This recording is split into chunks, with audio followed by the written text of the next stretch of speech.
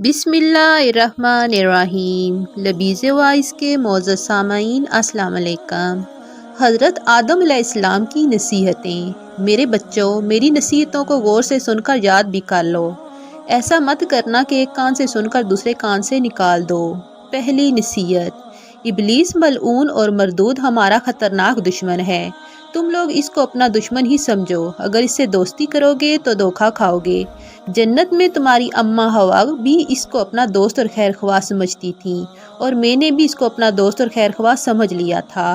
اس ظالم نے مجھے بھی جنت سے نکلوا دیا اور تمہاری امی کو بھی نکلوا دیا۔ یہ اللہ کا فضل و کرم ہے کہ اس دنیا میں اس کے مکر و فریب سے بچا دیا۔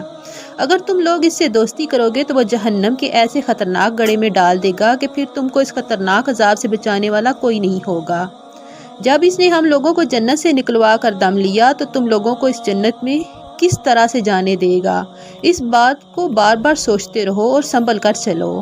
دوسری نصیحت، شیطان نے ہم لوگوں کو اور ہماری اولاد کو چیلنج کیا تھا کہ میں انسانوں کے آگے سے بھی آؤں گا، بائیں سے بھی آؤں گا، دائیں سے بھی آؤں گا، ان کو گمراہ کر کے دوزخ میں ڈال کر رہوں گا۔ میں یہ بھی کہتا ہوں کہ اگر اوپر سے ہواؤں میں اڑتا ہوا آئے اور پانی پر چلتا ہوا آئے اور کہے کہ میں بہت بڑا بزرگ ہوں اور تمہارا خیر خواہ ہوں، تو اس کو لاحول پڑھ کر بگا دینا اور کہہ دینا کہ تو بزرگ نہیں ہے بلکہ ہمارا دشمن شیطان مردود ہے۔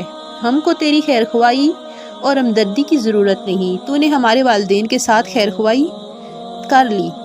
تیسری نصیحت، تم لوگ صرف ایک اللہ کو مان کر ان کے حکم کے مطابق صرف انہی کی عبادت کرتے رہو۔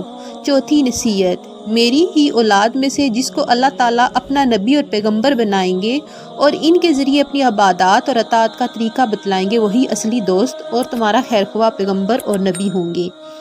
وہی لوگ جنت میں جانے کا راستہ بتلائیں گے۔ اگر تم لوگ ان کی تعلیم پر عمل کرو گے تو مرنے کے بعد اللہ تعالیٰ تم کو جنت میں داخل کریں گے۔ پانچویں نصیحت، خدا کا انکار کر کے کافر مت ہونا اور خدا کی عبادت میں کسی کو شریک مت کرنا، ورنہ مرنے کے بعد جہنم میں ڈال دیے جاؤ گے۔ چھٹی نصیحت، اللہ تعالیٰ کی نافرمانی مت کرنا۔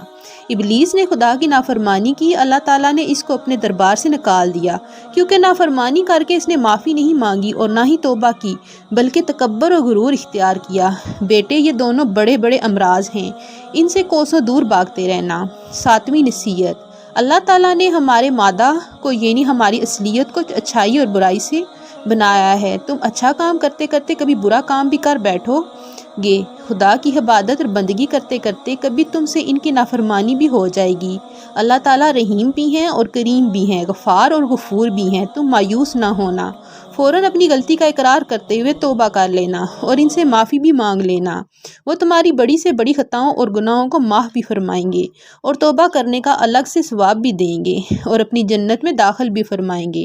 دیکھو، ابلیس ملعون نے بھی غلطی کی تھی مگر توبہ کر کے معافی نہیں مانگی، اس لیے وہ اللہ رب العالمین کے دربار سے ہمیشہ کے لیے نکال دیا گیا اور جہنمی بھی بنا دیا گیا۔